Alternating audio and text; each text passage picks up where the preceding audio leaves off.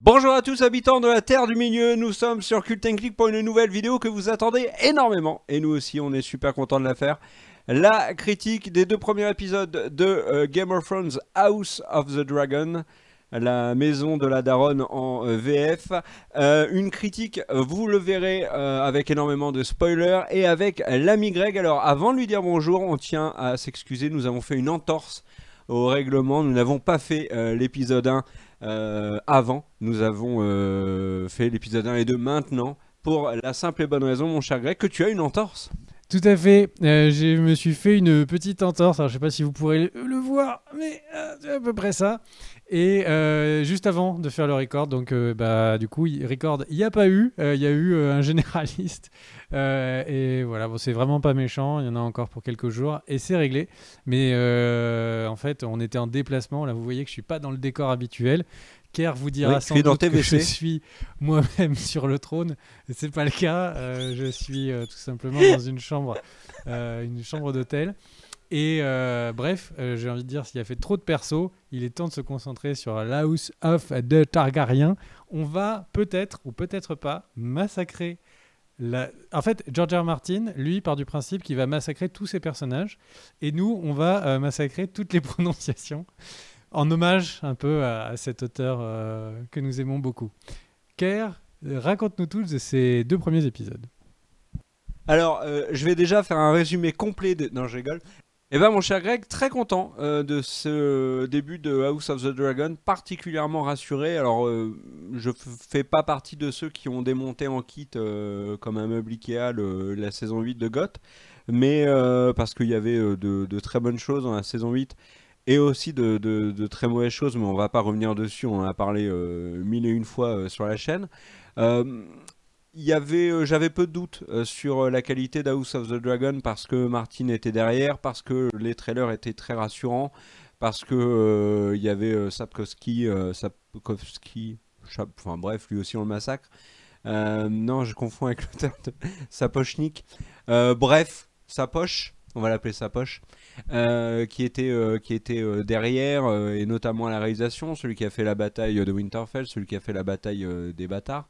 Et donc il y avait énormément d'éléments qui moi me rassuraient. On en avait parlé dans la vidéo de présentation de la série.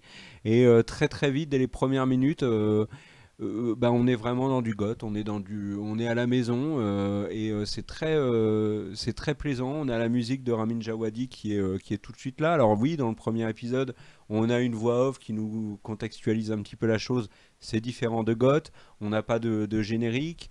Par contre, le petit message nous fait comprendre qu'il y a un lien très fort avec Game of Thrones puisque on parle de Daenerys et c'est d'ailleurs un des rares mots qui apparaît à la fin quand le texte s'efface. Donc on est vraiment dans un univers qu'on connaît, on le voit au décor. Ça fait énormément plaisir, je trouve, de retrouver certains lieux qu'on avait vus dans la série et certains éléments, comme par exemple le trône de fer, bien sûr, les différents emblèmes, les duels. Enfin, on est vraiment en terre connue et c'est extrêmement plaisant parce que ça fait écho à ce qu'on a énormément aimé dans GOT. Et moi, j'ai vraiment aimé ce premier épisode qui a une scène en plus qui est très très forte, je trouve, qui est l'accouchement de la reine, plus derrière les obsèques. Euh, et j'avais envie de voir ce que allait proposer l'épisode 2 puisque en fait l'intrigue est mise en place dans le pilote et je trouve qu'on rentre très vite dedans. Une intrigue qui est certes plus restreinte, en tout cas pour l'instant que pouvait l'avoir fait Goth à ses débuts, euh, avec moins de personnages, ok, soit, mais quand même une intrigue pardon, qui était claire. Et l'épisode 2 est parfaitement dans la lignée du premier, avec, on en parlera après, mon cher Greg, mais ce générique qui m'a un peu perturbé parce que visuellement il est impeccable et c'est très bien. Mais pourquoi garder exactement la même musique? Est-ce que du coup la musique du générique de Goth c'est la musique de la franchise basée sur l'univers de Westeros? C'est en tout cas ce que moi je comprends. L'intro avec les crabes, voilà, ça marche très fort. Et puis cet épisode qui est centré vraiment sur des questions politiques, mais qui a aussi ces scènes qui sortent du lot et qui impressionnent. Bien évidemment, les dragons. Il y aura des choses à dire dessus. Il y a une scène que moi j'ai trouvé extrêmement malaisante, mais volontairement, hein, qui est bien évidemment la balade entre le roi et la petite fille. Euh, on est vraiment dans du goth politique, du goth qui ne prend pas de pincettes, et ça, je trouve ça très intéressant pour la suite avec le reveal de fin, qui n'en était pas un, puisqu'on le savait que Alicent allait devenir la reine si vous avez vu les trailers. D'ailleurs, j'en profite avant de donner la parole à Greg pour vous rappeler que nous n'avons pas lu les livres. Nous n'avons pas lu. Enfin, moi j'ai lu le livre jusqu'à la série, et ensuite je n'ai pas lu. Greg n'a pas lu parce qu'on ne veut pas tout connaître et ne plus pouvoir faire de théories passionnantes. Donc, avec ce qu'on avait vu, on comprenait très vite que Alicent Hightower allait devenir la reine et que forcément ça allait pas plaire à Rhaenyra. Bon, ben j'ai moi hyper hâte de voir l'épisode 3, et le gaveur de crabe à la fin a un look extrêmement stylé pour un bad boy. Ton avis, mon cher Greg? Bah du coup, mon avis, moi je suis très content. Je pense que c'est un heureux accident, cette entorse. Parce que quand j'ai vu le premier épisode, j'étais plutôt déçu.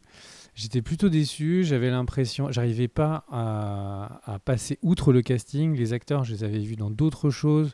En plus, il y en a plusieurs. Otto, je l'ai vu dans beaucoup de comédies. J'avais l'impression qu'il allait être comme dans Coup de foudre à Notting Hill, qu'il allait mettre ses chips partout sur les canapés de la salle du trône et se balader en savate et calbute. Et au final, cet épisode 2, je me suis enfin vraiment plongé dans les personnages. J'ai vu la qualité, la tension que c'est amené Goth, et c'est vraiment un plaisir. Pour citer Kerr, il avait dit oui, tout le monde dit cette série c'est la nouvelle Goth, mais au final, l'événement Game of Thrones, il n'y a que Game of Thrones qui va réussir à le remettre sur la table. Alors on verra, cette semaine, il y a la série du Seigneur des Anneaux qui arrive, donc on verra si elle est aussi prometteuse que ce que Amazon veut nous vendre. Mais c'est vrai que là, premier épisode, exposition, les musiques de Game of Thrones qui arrivent. Alors on sait HBO Max a beaucoup de problèmes financiers parce que Warner Discovery ont beaucoup de problèmes financiers. Donc ils ont besoin que cette série marche. Et j'avais peur on était juste en train de regarder une espèce de coupé-décalé de Game of Thrones. On fait tout pareil, mais on prend pas trop de risques. Et avec quelques grands noms d'acteurs et c'est tout. Et au final, cet épisode 2, je me suis intéressé au personnage. Daemon a l'air d'être vraiment beaucoup moins cliché que ce qu'on peut imaginer dans l'épisode 1. Viserys, c'est un roi qui est beaucoup plus intéressant et beaucoup plus en nuances qu'on pourrait imaginer. Rhaenyra a l'air Et que de l'était promettre Robert, je trouve. Ah. C'est Siri qui est hyper autoritaire avec moi. J'ai mes notes sur l'iPad en bas. Et en fait, vous savez, donc Siri, c'est Apple TV. Donc Apple TV, forcément, on fait des vidéos sur d'autres plateformes, ils n'aiment pas trop. Donc au final, pour revenir, Rhaenyra, en fait, ce premier épisode, on a l'impression qu'ils nous disent, et qu'ils sont tout le temps en train de nous dire, c'est Daenerys. C'est Daenerys, elle est habillée pareil, elle monte un dragon, il y a les mêmes plans. Donc on a vraiment l'impression qu'ils essayent de nous dire non, mais les personnages que vous aimez bien, ne vous inquiétez pas, on a les mêmes. Et puis au final, là, on a un souffle. La série elle est en train d'avoir son souffle. Il y a quelque chose qui est très agréable, c'est que donc entre l'épisode 1 et l'épisode 2, il y a donc une ellipse temporelle de 6 mois. Et on a l'impression qu'ils ont décidé de faire des ellipses temporelles pour aller que à des moments où il y a des choses à raconter. On n'a pas l'impression une seconde qu'il y a un moment filler. On n'a pas l'impression que d'un moment de remplissage. On n'a pas l'impression qu'il y a une histoire qui est en train de se développer pour essayer de gagner un peu du temps, etc. Certes, j'ai pas forcément l'impression que le donneur au crabe là, ou le mangeur des crabes. Le gaveur de crabe. Le quoi? Le gaveur. Le gaveur de crabe. Ouais. Et le truc, c'est que le crab eater en anglais, je sais pas comment il avait traduit.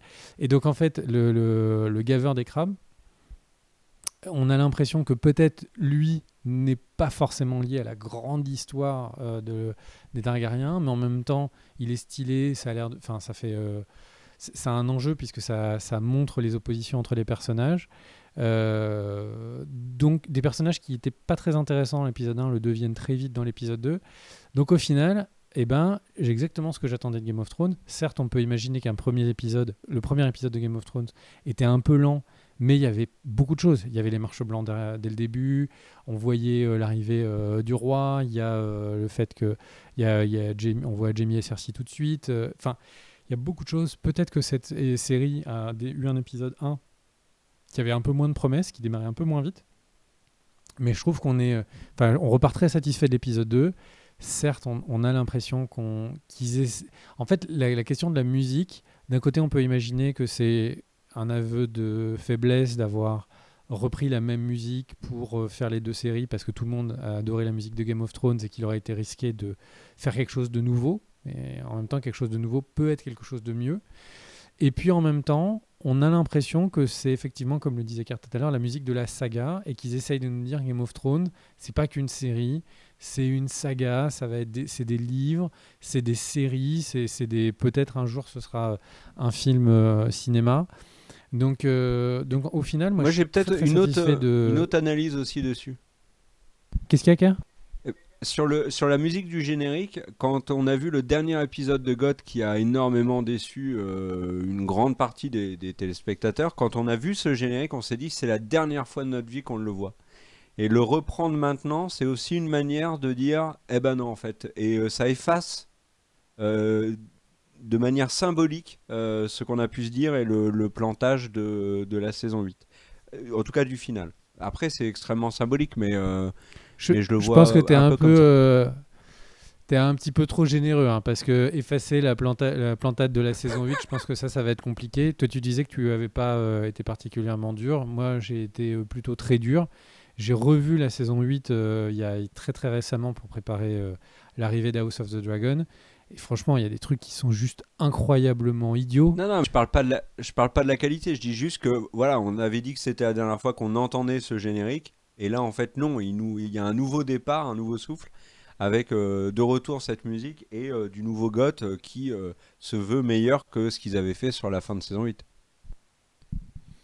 Écoute, on va voir. En tout cas, par contre, le générique d'intro de l'épisode 2, avec du coup le sang qui coule partout, je l'ai trouvé beaucoup... Enfin, je l'ai pas trouvé très joli, Alors, en vrai. moi je crois que c'est du vin rouge. Perso, je suis pas sûr C'est que du ce soit... Bourgogne. Comme ils disent les Américains, c'est du Bourgogne. Ouais, peut-être. En tout cas, moi, j'ai trouvé pas très joli, mais bon, c'est comme tout, ça va peut-être évoluer en mieux. Donc, on va voir. Et j'ai envie de dire, on parlera pas de la suite dans cette vidéo. On fera une vidéo sur théorie et l'épisode 3 et suivant. Mais ça a l'air d'envoyer du lourd, donc ça, c'est chouette. Ouais. Moi, j'ai envie de parler de quelques points précis. Il y a un point qui m'a marqué dans le premier épisode et qui n'est pas du tout présent dans le deuxième, je trouve, c'est les clins d'œil. Énormément de clins d'œil dans l'épisode à Game of Thrones, premier du nom. Par exemple, bien évidemment le texte avec Daenerys en gros, mais le premier plan sur Rhaenyra, la princesse, elle est de dos, en train de caresser le dragon, et c'est exactement un plan qu'on a dans GOT avec Daenerys. On a un bain, elle va prendre un bain, c'est une référence pour moi évidente au bain qu'elle prend dans le pilote avant de rencontrer Drogo. Tu vois, il y a aussi la référence à la balade de glace et de feu dont on parlera après. Il y a le Dracarys de Rhaenyra, qui d'ailleurs elle le dit beaucoup mieux que Dany. Ça aussi, c'est un clin d'œil. Il y a un autre clin d'œil qui est à mon avis plus subtil, et peut-être qu'il n'y a que moi qui l'ai vu comme ça, mais au tournoi, les Baratheons se font éclater, et je pense que les amoureux de Goth savourent ce moment. Tu vois, voilà, il y a des clins d'œil qu'on retrouve pas dans l'épisode 2, parce que je trouve que dans l'épisode 2, alors déjà Rhaenyra est très bien dans le premier épisode, mais quand on se détache du personnage de Daenerys pour juste se focaliser sur Rhaenyra, elle est très réussie, je trouve. L'actrice est vraiment bien castée, elle a de la personnalité. Et tu parlais de Daemon. Dans la vidéo présentation, tu disais que Matt Smith, tu l'avais jamais vu dans des rôles où il t'avait impressionné. Soit. Et en fait, dans le pilote, il m'a énormément déçu. J'ai trouvé très caricatural, alors pas lui forcément, mais en tout cas son personnage, très caricatural au point où je l'ai trouvé meilleur, et là je pense que j'ai choqué plein de monde, meilleur dans Morbius que dans le pilote de House of the Dragon. Et c'est pour vous dire, hein. Et dans l'épisode 2, alors on le voit moins, mais je suis complètement d'accord avec toi, il est beaucoup plus intéressant et beaucoup mieux incarné. Je pense que Matt Smith et les créateurs aussi en ont fait un peu trop pour en faire un méchant cliché. Alors que la subtilité du personnage, alors une fois encore, on sait pas ce qu'il y a par la suite, mais on en parlait au téléphone tous les deux, on était d'accord pour dire que globalement, on croit pas trop dans le fait que Daemon va juste être le grand méchant à abattre, que ça va être la guéguerre entre Rhaenyra et Daemon, et puis voilà. D'ailleurs, le trailer nous montre des images où on voit Emma Darcy, donc Rhaenyra plus vieille, aux côtés de Daemon. Enfin, il y a des trucs qui sont un peu perturbants pour juste se dire non, ils se font la guerre, et on le voit dans l'épisode 2 avec Corlyn que c'est pas aussi simple que ça. Il y a un autre truc que je voulais dire, et après je te laisserai réagir sur ces points-là. C'est les dragons. Il y a un truc moi qui m'a beaucoup marqué dans l'épisode 1, mais c'est fait exprès, c'est le vol des dragons au-dessus de la ville et les habitants qui s'en moquent complètement. Comme si en fait les mecs habitaient à côté d'un aéroport et qu'ils avaient Air France, un avion Air France qui passait tout le temps. Au bout d'un moment ils s'en fichent, et là c'est pareil avec les dragons, sauf qu'en fait dans l'épisode 2, la scène avec le dragon, donc quand le dragon de Daemon se pointe, là, il y a une vraie peur. Et on comprend qu'en fait, les dragons, quand on sent que le peuple comprend que le dragon est plutôt pisse et de leur côté ça va, mais quand il est en face, ça va pas du tout. Et en fait, la domination des dragons sort vraiment dans l'épisode 2. Le fait vraiment qu'ils ont une supériorité qui est inégalable et qui donne un avantage terrible à leurs propriétaires. Et pour avoir lu les premiers chapitres du bouquin, Fire and Blood, euh, et pour avoir aussi vu Goth, et dans Goth ils expliquent comment les Targaryens prennent le contrôle de Westeros. Vraiment les dragons, on l'a vu de toute façon avec Drogon sur Port-Réal, mais les dragons donnent un avantage stratégique qui est au niveau de la guerre qui est dingue. Et cette scène où on a les deux dragons qui s'opposent, et d'ailleurs je trouve que le son, le travail sonore sur les dragons est vraiment stylé dans la série. Et j'ai vraiment trouvé vraiment que les dragons apportaient beaucoup. Et là, globalement, la série explique qu'il y en a 10 d'adultes à ce moment-là de la série. Donc on peut aussi penser qu'il y en aura plus par la suite, puisque c'est ce qu'ils avaient dit dans la promo. Mais vraiment très content. Et en plus, ils les utilisent pas trop. Alors il y en a qui vont dire que c'est pour des raisons de budget. Peut-être, peut-être pas. Mais ils auraient pu balancer la purée dans l'épisode 1, 8 dragons, et puis les montrer après, hein, comme beaucoup de séries font. Mais je pense qu'ils vont les utiliser intelligemment, ils vont les faire apparaître petit à petit pour montrer la force des différents dragons et des différents personnages aussi. T'en penses quoi de tout ça, mon cher Greg? Eh ben, moi alors en fait, après 15 minutes de monologue où tu dis 10 sujets, c'est pas facile de te répondre tous d'un coup, mais en gros, Daemon, je le disais tout à l'heure, moi j'ai trouvé qu'effectivement qu'il était beaucoup plus nuancé, beaucoup plus intéressant dès l'épisode 2. On a eu une ellipse, on n'a pas vu ce qu'il a vraiment dit dans l'épisode 1. Et on a l'impression que c'est plus quelqu'un qui est triste de l'affection ou du manque d'affection de son frère que quelqu'un qui cherche à foutre le bordel.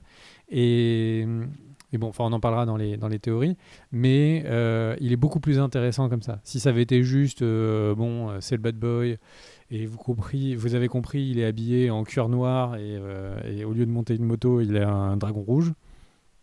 Ça aurait été un petit peu cliché. Là, on a l'impression que c'est pas le cas, et c'est tant mieux. Pour ce qui est de la supériorité des dragons, ça, en fait, ce qui est assez marrant, c'est que George R. R. Martin dit qu'il faut vraiment garder en tête que pour lui, c'est l'avantage nucléaire. C'est-à-dire qu'il fait complètement le parallèle entre les superpuissances, les guerres se sont calmées parce que les superpuissances se sont tous équipés de nucléaire, qu'un petit pays ne va pas attaquer un pays qui a une arme nucléaire, etc. etc.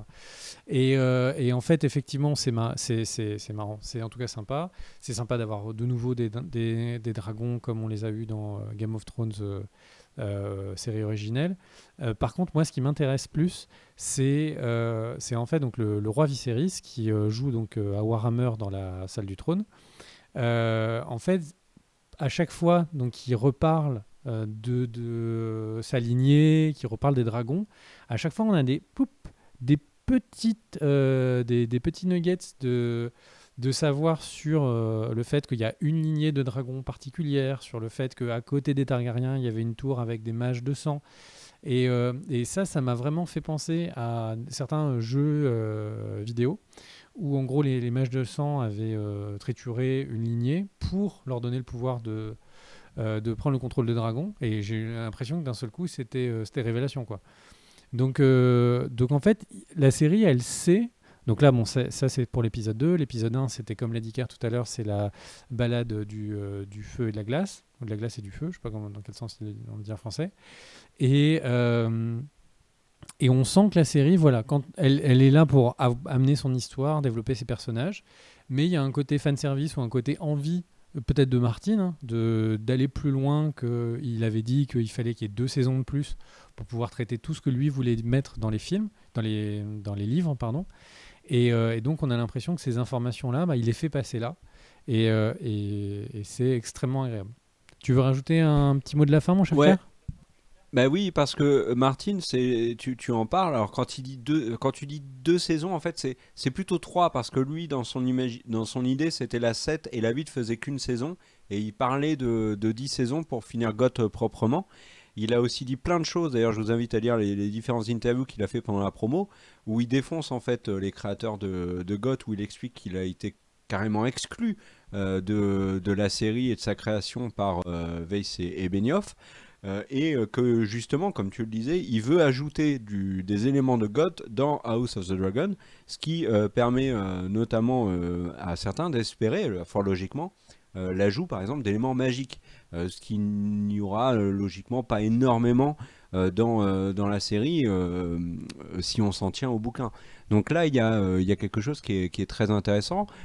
Tu as parlé des mages de sang. C'est vrai qu'il y a une grande question, mais on en parlera plutôt dans la vidéo théorie, mais le reveal de l'épisode 1, c'est que les Targaryens savaient pour les marcheurs blancs et pour la menace qu'ils représentaient. Donc on peut se poser une question, c'est pourquoi Daenerys ne le sait pas? Pourquoi est-ce que Viserys, son frère, ne le sait pas? Alors est-ce que c'est juste le roi Teubé qui a oublié Ils en n'étaient étant pas en Teubé? âge, hein, Peut-être. souviens-toi. Oui, oui, ils étaient enfants, c'est vrai, mais ce genre de secret aurait dû logiquement rester quelque part, tu vois, dans la citadelle, dans un bouquin des maîtres. Ça aurait dû fuiter au bout de tant d'années. Enfin, à l'heure des réseaux sociaux, normalement, tout donc voilà, mais c'est vrai Si tu te que. souviens de ce que disait, de ce que dit, putain, le nuque, j'ai un trou Viserys. d- d- Et il disait quand 8 personnes dans Game of Thrones, quand 8 personnes ont l'information, ont un secret, c'est déjà une information qui circule. Et donc ouais, effectivement, on peut se dire que normalement tout le monde a cette information. Mais bon, c'est pas non plus déconnant. Après, je pense qu'il faut pas aller plus loin que George R. R. Martin. Il voulait nous dire pourquoi est-ce que ses livres s'appelaient comme ça. Parce qu'il y a eu beaucoup de théories sur est-ce que c'est Dany et Jon Snow, etc., etc. Là, voilà, il nous a clairement dit ce que c'était. Et comme ça, il n'y a aucun doute maintenant pour les spectateurs. Il y a aussi un truc que je voulais rajouter pour conclure, c'est que sur la précédente vidéo de présentation de la série, on avait donné notre ressenti puis nos attentes. On avait comparé, tu sais, certains personnages qu'on avait vus dans les trailers à des personnages de la série. Et ce que je trouve intéressant après 2 épisodes, c'est que c'est finalement euh, le House of the Dragon ne fait pas un copier-coller de prototype de personnages qu'on a vu dans GOT. Il n'y a pas le Littlefinger, je trouve. Il n'y a pas le euh, Varys. Il n'y a pas de Tyrion. Et même Rhaenyra, qui physiquement et par les clins d'œil que j'ai évoqués tout à l'heure, forcément fait écho à Dany, et ben dans la personnalité, elle est complètement différente. Donc, et tu vois, par exemple, le roi, tu en as dit du bien, mais moi je trouve que Alors c'est un personnage qui est très complexe parce que on peut revenir sur la scène de l'accouchement où là vraiment il montre un visage euh, sans pitié, c'est le moins qu'on puisse dire. Mais dans l'épisode suivant, on lit sur son visage, d'ailleurs l'acteur Paddy machin chose n'est pas son vrai nom de famille, hein, mais j'ai oublié son nom de famille. L'acteur joue très bien et c'est un personnage qui est très nuancé, je trouve. Et on lit sur son visage l'amour qu'il avait pour sa femme, qu'il a toujours pour sa femme, la relation qu'il a avec Allison, qui est plus du réconfort. C'est pas de l'amour. Il a juste avec Allison Hightower du réconfort. Il a une vraie affection pour son frère aussi. On le sent, il le protège toujours, mais quand son frère... Et ça d'ailleurs, je trouve que c'est extrêmement bien amené parce que on sent vraiment que quand son frère franchit la limite, là par contre il ne se contrôle plus. Du coup il a envie d'agir. Donc là il a envie d'aller à Pendragon pour lui cramer le cul.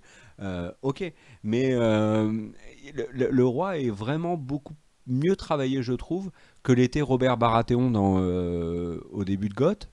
Euh, ça c'est bien, je trouve que c'est bien. Et il y a pas, on retrouve pas comme je le disais au début de ce propos, on retrouve pas des personnages de Goth dans les personnages de House of the Dragon. Donc ça vraiment c'est bien et ça aurait pu être une facilité dans lequel les créateurs de la série auraient pu s'engouffrer sans problème. Ça aurait fait plaisir à certains fans. Donc voilà. Je te laisse conclure mon cher Greg. Ben, un bien meilleur épisode 2 que épisode 1. Une série hyper prometteuse. C'est nouveau. Enfin, je trouve que au début, j'avais vraiment peur qu'il s'accroche en permanence à l'histoire. Surtout qu'il y a carrément un texte en disant c'est 172 ans avant les aventures de Daenerys. Je me suis dit un préquel qui s'accroche autant à nous répéter que ce qui se passe là, c'est le début en fait de Game of Thrones. C'est casser toutes les possibilités de suspense, d'attente, puisqu'on saurait potentiellement qu'est-ce qui va se passer au final sur les terres de Game of Thrones. Certes, il y a certaines familles, il y a certaines choses dont on peut qu'imaginer ce qui s'est passé, mais la série a un très bon rythme et sur des éléments qui sont nouveaux, nous apprend des choses. Moi, je trouve que la proposition, elle est très très séduisante et j'ai vraiment, pour le coup, hâte de regarder le prochain épisode. Là, on enregistre lundi et j'ai vraiment hyper hâte à lundi prochain pour regarder la suite. Voilà. Ouais. Bah alors, moi je vais dire des au revoir, mais d'abord je voulais remercier Galadriel à la réalisation et réaliser une vidéo goth avec Galadriel. C'est quand même très roleplay, je trouve. Merci à toi, Greg, parce que quand même tu as une entorse et tu as fait cette vidéo. Je voulais remercier les tipeurs. N'hésitez pas à nous soutenir si vous le voulez. Sans les tipeurs et leur aide, il n'y aurait pas eu de vidéo. Sachez aussi que on va faire la même chose avec Le Seigneur des Anneaux, The Rings of Power, qu'avec House of the Dragon, c'est-à-dire review d'épisode et théorie, qui est une vidéo théorie de Goth qui arrive très vite. Et je me dois de faire un coucou à la team Mon Petit Gazon Cult & Click, qui est avec moi depuis plusieurs années maintenant, mon cher Greg. C'est des gens de Cult & Click avec qui on est devenus potes et on joue à Mon Petit Gazon. Donc je salue Max, Ben, Kos, Arthur, Antoine, Alan et bien évidemment Quentin, des gens que j'écrabouille tous les week-ends sur Mon Petit Gazon. Voilà, on se retrouve très vite pour de nouvelles vidéos et je te laisse le mot de la fin, mon cher Greg. Tu n'as pas le droit de dire Dracarys. Bah, c'était exactement ce que je voulais dire. Eh bien, à une prochaine. Des bisous. Ciao, ciao.